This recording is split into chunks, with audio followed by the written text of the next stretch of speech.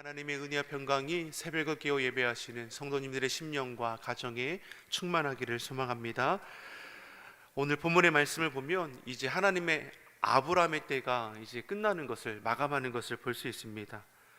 위대한 믿음의 조상 아브라함이라 해도 그의 인생 그 매 순간이 아름다웠는가? 또 그렇지는 않은 것을 우리가 말씀을 통해서 보지 않았습니까? 아브라함도 실수하였고 또 실패하였습니다. 그런데 그 모든 과정을 지나고 보니 모든 것이 하나님의 은혜였음을 고백하는 인생이었음을 또 우리에게 보여주고 있습니다. 실수와 실패까지도 선용하시는 그 하나님의 은혜, 결코 우리를 버려두지 아니하시고 보호하시고 인도하심으로 범사에 복이 되게 하셨음을 아브라함의 생일을 통해서 우리로 알게 하셨습니다. 사랑하는 성도 여러분, 이 땅을 살아가는 우리도 아브라함의 삶의 모습을 통해서 우리가 도전받기를 소망합니다. 우리 삶의 자리에 실수와 실패가 왜 없겠습니까? 하지만 실수와 실패가 우리의 삶을 무너지게 하는 것이 아니라 그런 실패까지도 선용하시는 하나님의 은혜 가운데 우리가 날마다 거하기를 예수님의 이름으로 축원합니다. 오늘 본문 1절의 말씀을 보니까 아브라함이 후처를 맞아들였는데 이때의 나이가 137세라고 추정을 합니다. 구두라라는 후처를 통해서 6명의 아들이 태어나는데 사실 이 또한 놀라운 사실인 것이죠. 사실상 아브라함에게 생산의 능력이 있을 수 있는가? 그렇지 못할 것입니다. 100세의 이삭을 낳았던 것도 기적이 아니었습니까? 그런데 더욱 많은 나이에 후처를 통해 후사를 본 것을 우리가 어떻게 이해해 볼 수 있을까? 하나님께서 약속하신 자손의 복이 계속해서 이어졌다라는 것이죠. 하나님의 약속은 인간적인 한계를 초월하는 것을 우리에게 보여주십니다. 하나님은 아브라함을 열국의 아비라고 삼아주셨고 그 약속을 마지막 때까지 지키시는 것을 보여주는 것이죠. 아브라함은 후처를 통해 낳은 자식이라도 홀대하지 않는 것을 볼 수 있습니다. 우리 본문 5절과 6절의 말씀을 우리 같이 한번 우리가 보겠습니다. 아브라함이 이삭에게 자기의 모든 소유를 주었고 자기 서자들에게도 재산을 주어 자기 생전에 그들로 하여금 자기 아들 이삭을 떠나 동방 곧 동쪽 땅으로 가게 하였더라. 아브라함은 이삭에게 자기의 모든 소유를 주었다라고 했습니다. 이는 아브라함이 가진 재산만을 말하는 것이냐? 그렇지 않습니다. 더욱 중요한 것, 하나님과 맺은 언약의 상속자라는 권한이 이삭에게 주어지는 것이죠. 믿음의 계보를 이을 자 누구입니까? 이삭입니다. 가나안 땅의 약속, 축복권을 이삭에게 허락하셨습니다. 그리고 서자들에게도 충분한 재산을 나누어 줌으로 인해 이후로 분쟁이 일어나지 않도록 대처하는 것을 우리가 보게 되는 것이죠. 그리고 아브라함은 175세에 그 삶을 마치게 됩니다. 그리고 사라를 장사 지냈던 막벨라 굴에 장사 지내는 것을 보게 되는 것이죠. 그런데 9절의 말씀을 보니까 그의 아들들인 이삭과 이스마엘이 장사하였다라고 했습니다. 이스마엘의 입장에서는 어떻게 보면 아브라함은 무책임한 아버지일 수 있는 거 아니겠습니까? 오늘 본문의 후처를 통해서 얻은 아들들에게는 충분한 재산을 상속해 주었는데 자신에게는 사실 아무것도 남겨주지 않았습니다. 그럼에도 아브라함의 죽음의 소식을 들었을 때 찾아와 이복 동생 이삭과 함께 슬퍼하는 것은 보여지는 것이 전부가 아님을 이스마엘이 알고 있기 때문인 것이죠. 이스마엘은 스스로가 특별할 것이 없는데 모든 일이 막힘없이 이루어지는 것을 경험했습니다. 하나님께서 이삭을 축복하여 큰 민족을 세워주신 것처럼 자신에게도 동일한 약속을 주심으로 이루어 가시는 하나님의 손길을 경험했다라는 것이죠. 12절 이하의 말씀을 보면 이스마엘의 후예가 기록되어 있습니다. 이처럼 하나님은 어떠한 분이십니까? 약속의 말씀을 성취하여 이루어 주시는 분이시죠. 하나님께서 이스마엘을 큰 민족을 이루시겠다고 말씀하셨고 그 말씀대로 이루어가는 것을 볼 수 있는 것이죠. 그리고 그런 하나님 앞에 부끄럽지 않은 삶을 살아내야 하는 것입니다. 근데 우리가 잘 아는 것이 이스마엘은 어떻습니까? 그 후손들은 하나님을 떠나는 민족이 되죠. 나아가 이스라엘과 대적하는 민족이 되는 것을 보게 되는 것이죠. 받은 축복을 하나님의 뜻에 따라 합당하게 사용하지 못하는 것을 우리가 보게 되는 것입니다. 사랑하는 성도 여러분, 저와 여러분 이 땅을 살아갈 때 하나님의 뜻에 합당하게 살아갈 수 있기를 예수님의 이름으로 축원합니다. 아브라함은 하나님께서 허락하신 생명이 이제 다했습니다. 한 세대가 지나가고 이제 새로운 시대가 열려지게 되는 것입니다. 그러기 우리에게 허락한 시간을 우리는 헛되이 낭비하지 말아야 하는 것입니다. 내게 허락한 시간, 생명, 재물, 재능들을 허락하신 하나님 뜻에 따라서 합당하게 사용할 수 있도록 늘 깨어 기도하는 삶이 되어야 하는 것이고, 주의 뜻을 구하는 삶을 살아가야 할 것입니다. 우리 이어서 11절의 말씀을 한번 보겠습니다. 11절의 말씀 우리 같이 한번 읽어보겠습니다. 아브라함이 죽은 후에 하나님의 그의 아들 이삭에게 복을 주셨고 이삭은 부엘라헤로 근처에 거주하였더라. 아멘. 아브라함이 죽은 후에 하나님께서 그의 아들 이삭에게 복을 주셨다라고 말씀합니다. 아브라함에게 주셨던 약속의 복이 그의 아들 이삭에게 계승이 되었습니다. 아브라함의 하나님이 이제는 이삭의 하나님이 되는 것이죠.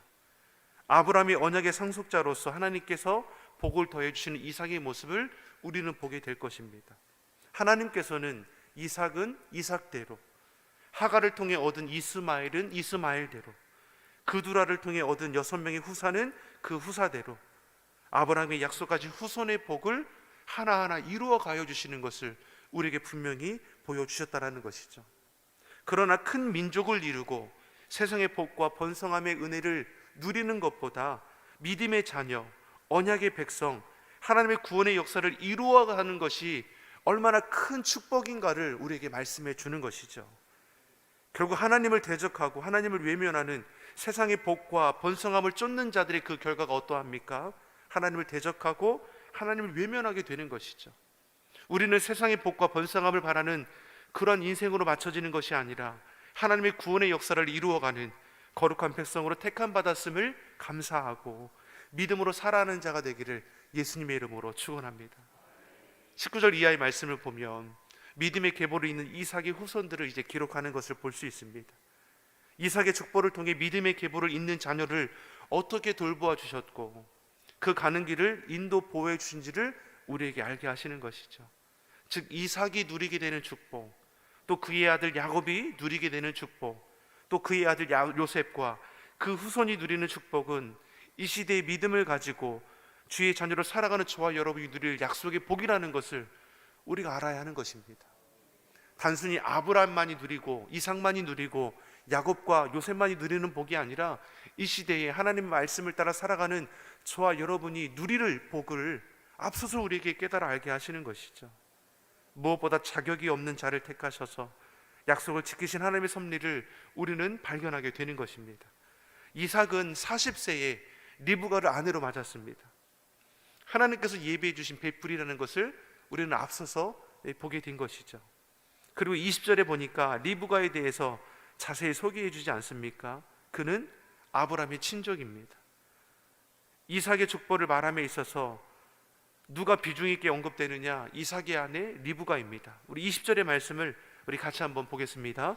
이삭은 40세에 리브가를 맞이하여 아내를 삼았으니 리브가는 밧단 아람의 아람 족속 중 부두엘의 딸이요 아람 족속 중 라반의 누이였더라. 아멘. 이삭의 계보를 말함에 있어서 리브가에 대한 비중이 분명히 기록되어 있다는 것을 볼 수 있습니다. 다시 말해 하나님의 구원사에 있어서 그만큼 믿음의 가정, 믿음의 어머니의 위치가 중요하다는 것을 우리로 알게 하는 것이죠. 26절의 말씀을 보니까 이삭이 60세에 리브가를 통해서 야곱과 에서가 태어나게 됩니다. 결혼한 지 20년이 지난 후에 자녀를 보았다라는 것이죠. 앞서 아버지 아브라함도 그러했는데 아들 이삭도 후사를 보는데 참 오랜 시간이 걸렸습니다. 20년 동안 후사를 보지 못했다라는 것은 사람의 힘으로 자녀를 출산할 수 없었던 그 환경 가운데 있었다라는 것입니다. 그러면 인간적인 방법과 생각을 따라가게 되는 것이죠. 자신의 아버지 아브라함도 인간적인 생각과 방법을 따라 여종 하갈을 통해서 이스마엘을 낳았습니다. 그런데 이삭은 어떠합니까? 아버지의 때와 같은 실수를 반복하지 않고 있다라는 것이죠. 21절의 말씀을 우리가 같이 한번 보겠습니다. 같이 보겠습니다. 이삭의 그의 아내가 임신하지 못하므로 그를 위하여 여호와께 간구하매 여호와께서 그의 간구를 들으셨으므로 그의 아내 리브가가 임신하였더니. 아멘. 자신의 아내가 오랜 시간 동안 임신하지 못하는 것이죠. 아이를 갖지 못했습니다. 그 시간이 20년입니다. 20년이라는 시간은 결코 짧은 시간이 아니죠. 그런데 그 긴 세월 동안 이삭이 참아내었습니다. 어떻게 참아내었다 말씀합니까? 그를 위하여, 아내를 위하여 간구하기를 멈추지 않았습니다. 자신의 아내를 위해 기도하기를 쉬지 않았다라는 것이죠. 참 이런 아내는 참 얼마나 행복할까 생각이 듭니다. 여러분, 우리의 아내에게 어떠한 것이 최고의 선물이 되겠습니까?